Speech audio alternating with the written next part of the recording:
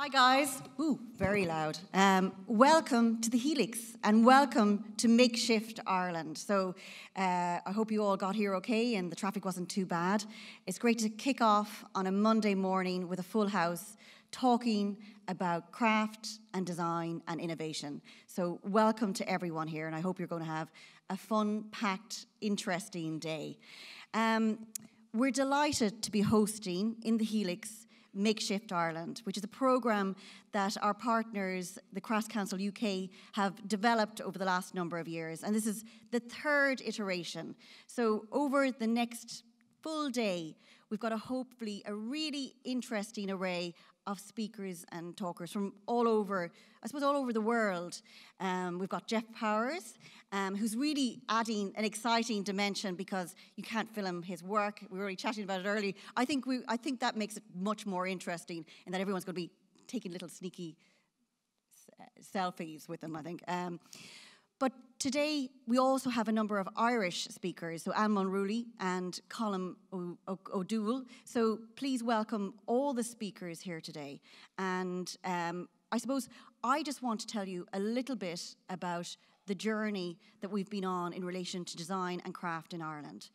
The Design and Crafts Council itself has been around for 46 years, and the sector, I believe, in terms of importance, has really shown its worth in the last number of years. With initiatives like Design Week, that we're here this week celebrating, but also the Year of Craft back in 2011, and the Year of Irish Design. And I think a lot of people in this audience were part of those initiatives. And it's very important for us to really be developing and showcasing how innovation and craft and design can lead and change a country, and indeed, across many, many spheres. Over the last number of years, initiatives such as the Year of Irish Design have shown the value of design. So for those who aren't aware, during that year, we brought Irish design across the world to over 150 different countries and 500 events here in Ireland. And we delivered an 11 times return, and the sector delivered 11 times return on investment in terms of what design and craftsmanship and creativity can deliver to Ireland. Part of that journey has been about policy development and about research. And earlier this year, we published the first national design strategy for Ireland, bringing all forms of design together. And this year has seen a national design forum brought together, led by our Taoiseach, and we're probably one of the first countries in the world to have a national design forum, which our minister, or our deputy prime minister, leads. So with that in mind, we believe that design and creativity and craftsmanship are one of the key components of our country and one of the key components of delivering on our economy. So I'm really looking forward to the many, many speakers that we're going to have here today and to see what we can learn from others and what's happening across the world. It's great to have a partnership with the Crafts Council UK, and that's been formed over the many years. And today really shows how that partnership is going from strength to strength. And with that, I would like to introduce Annie Warburton, who is a creative director at the Crafts Council in the UK, where she leads exhibitions, education, innovation and research programmes. But she's also spent a bit of time here in Dublin in Ireland. She worked for the Crafts Council of Ireland for over a decade before she returned to the UK. She's a writer, she's a publisher, and she has been very instrumental in bringing this programme together. So please, a very warm welcome to Annie. Thank you.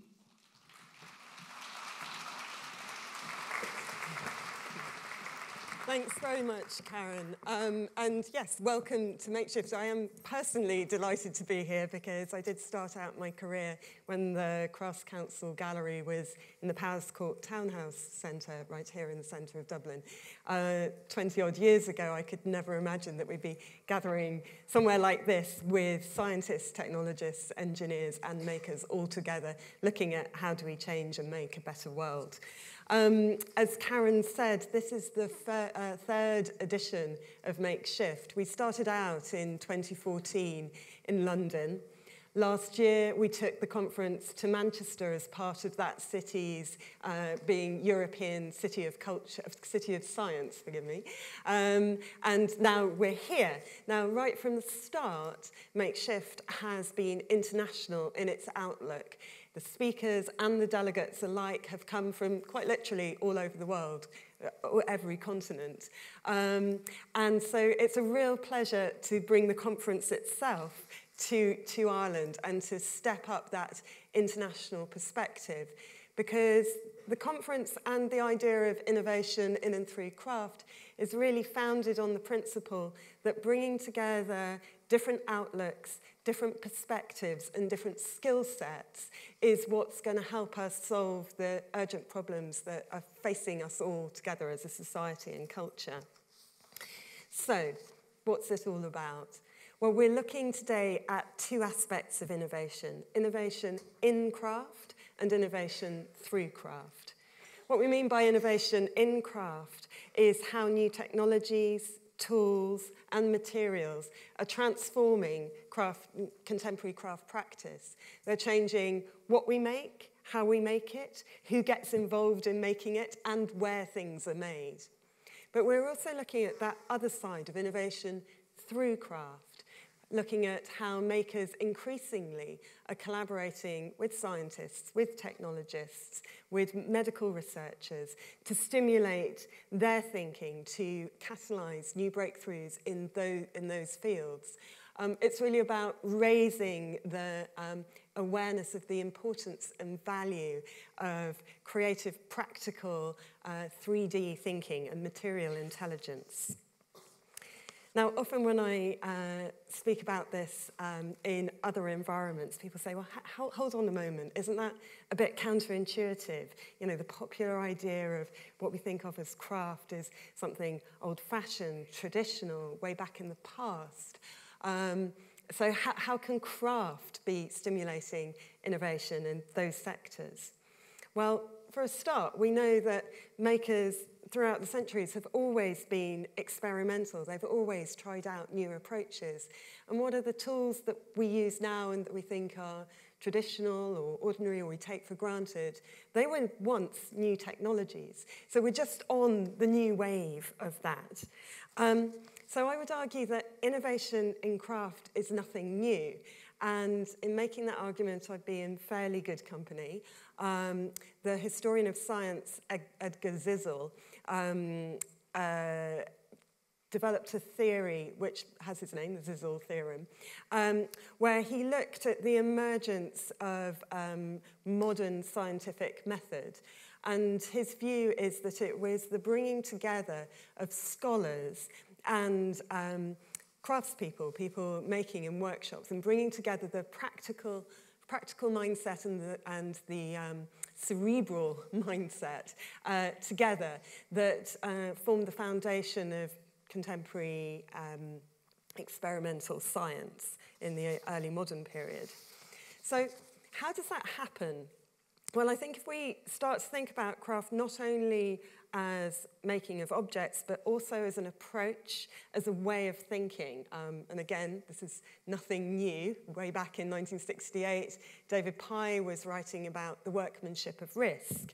He was describing the skilled manipulation of materials that affords unplanned breakthroughs. He contrasted that with the workmanship of certainty that comes through mechanized production.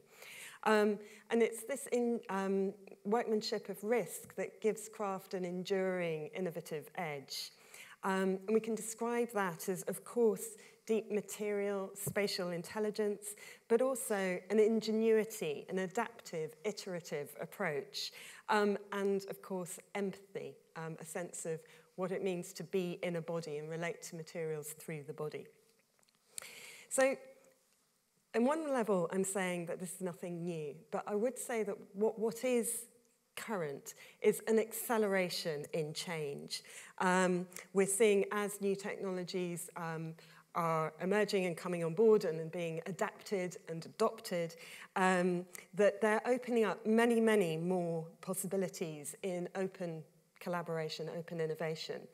So those possibilities mean that Makeshift goes one step further. We're not just looking at what is all of this cool stuff, this innovation that's happening, but to what end? What difference does it make? What's the impact?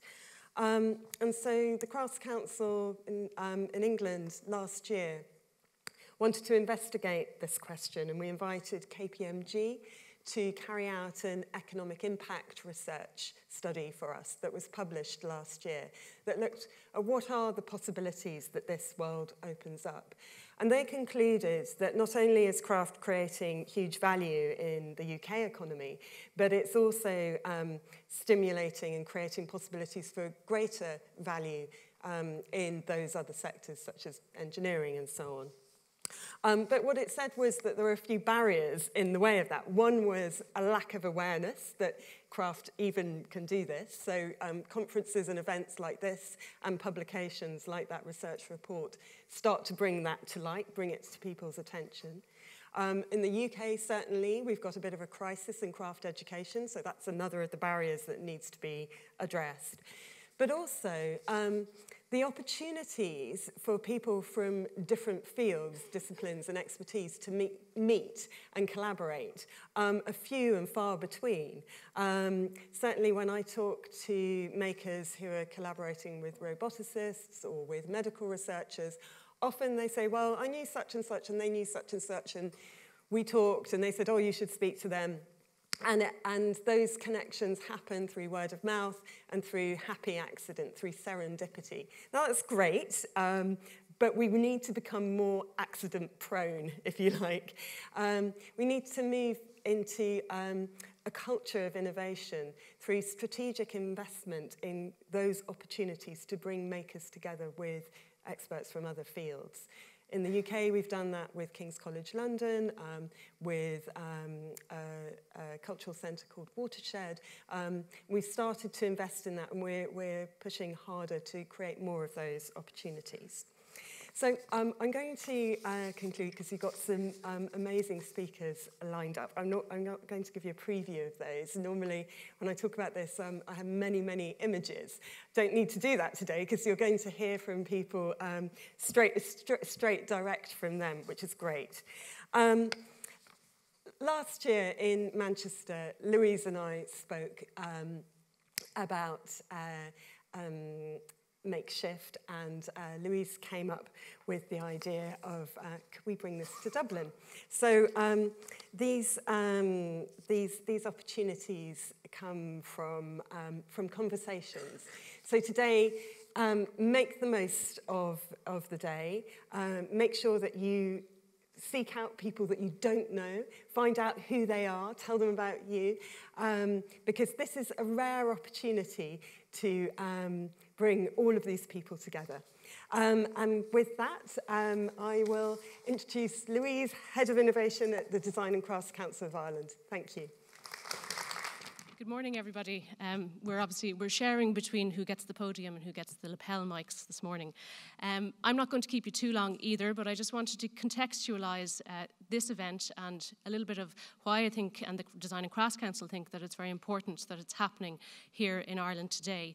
And to echo what Annie said, the importance of collaboration between organisations, and especially now. We've collaborated with Crafts Council on small projects in the past. We're hoping that we're going to be developing those links going forward. And I think in particular, as we all know, no one has mentioned the Brexit word yet this morning. It's probably a relief, but I am going to say it. But I think in that context, the critical importance of collaborative work, of partnership, cannot be underestimated, and we really, I think, have to work more and more together to overcome any perceived divides or challenges that we have, because essentially we're two communities with very similar values either side of the Irish Sea. And just to mention that when you look at the role and relevance of craft and design in today's world, I believe that it plays a very essential role. And it was over 2 centuries ago that the Industrial Revolution really transformed and brought about a new order in the world of craft and design. It accelerated our processes of manufacturing, and it led to mass production. And in one sense, this had a very positive effect on elevating the role of design, I would say.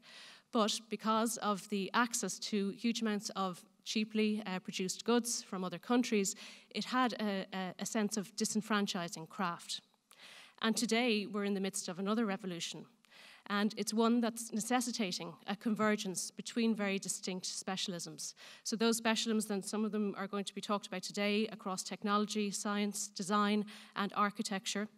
And I believe that the positioning of craftsmanship at the centre of this mix through events such as this conference is critical for a number of reasons. At a fundamental level, there's a need to reveal the processes and the tacit knowledge that craftsmanship brings to the table. We also need to examine the interplay between these domains of design, technology, science, and craft. And since the Industrial Revolution, the perception of craftsmanship has tended to play a backstage role. Glenn Adamson remarked when he was curating a very large-scale exhibition on postmodernism in the V&A a number of years ago, that the most interesting stories about craft lay beneath the surface. In more a tacit, behind-the-scenes fashion, craft was absolutely intrinsic to the process of creation. For example, the earliest designs by the Memphis group were actually fabricated by a skilled cabinet maker called Renzo Bergoglio.